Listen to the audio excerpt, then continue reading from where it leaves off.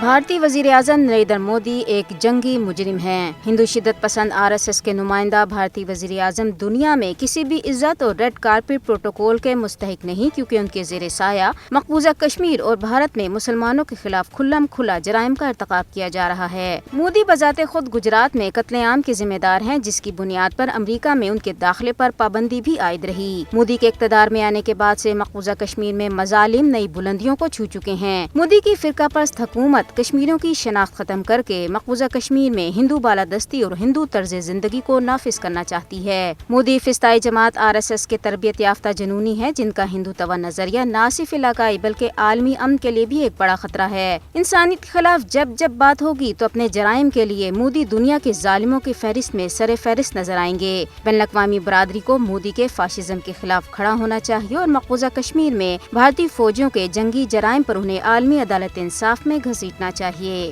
کل جماعتی حریت کانفرنس کے رہنماؤں سلیم زرگر، یاسین عطائی، امتیاز ریشی، نریندر سنگھ خالصہ، امتیاز احمد اور پروفیسر زبیر نے سری نگر میں جاری اپنے بیانات میں بھارتی مظالم پر تشویش ظاہر کرتے ہوئے کہا ہے کہ بھارتی فوجی اور بدنام زمانہ بھارتی ادارے کشمیریوں کو خوفزدہ کرنے کے لیے مقبوضہ علاقے میں بڑے پیمانے پر پکڑ دھکڑ کی کارروائیاں اور چھاپے مار رہے ہیں۔ بھارتی پولیس نے ضلع بانڈی پورہ کے نادی حال علاقے میں محبوب الانعام نامی ایک حریت پسند نوجوان کی جائیداد کالے قانون UAPA کے تحت ضبط کر لی ہے۔ Press club of India, press ایسوسی ایشن اور دیگر بھارتی میڈیا اداروں نے ایک مشترکہ بیان میں مقبوضہ کشمیر میں قائم نیوز ویب سائٹ کشمیر والا اور کسانوں کے مسائل کی نمائندگی کے لیے بھارتی ڈیجیٹل میڈیا پلیٹ فارم گاؤں سویرا کے سوشل میڈیا اکاؤنٹس کو فوری طور پر بحال کرنے کا مطالبہ کیا ہے۔ مودی حکومت کا جنگی جنون ہر گزرتے دن کے ساتھ بڑھتا جا رہا ہے۔ بھارتی وزارت دفاع نے مزید جنگی سامان کی خریداری کے لیے تقریباً 78 ارب روپے کی منظوری دی ہے۔ اس میں بھارتی بحریہ کے لیے مسلح MH-60R ہیلی کاپٹرز کی بھی خریداری شامل ہے۔ درستہ امریکہ نے جعلی ویزوں پر آنے والے 21 بھارتی طلبہ کو ڈیپورٹ کر دیا ہے اور 5 سال کے لیے ان کے امریکہ میں داخلے پر پابندی عائد کر دی۔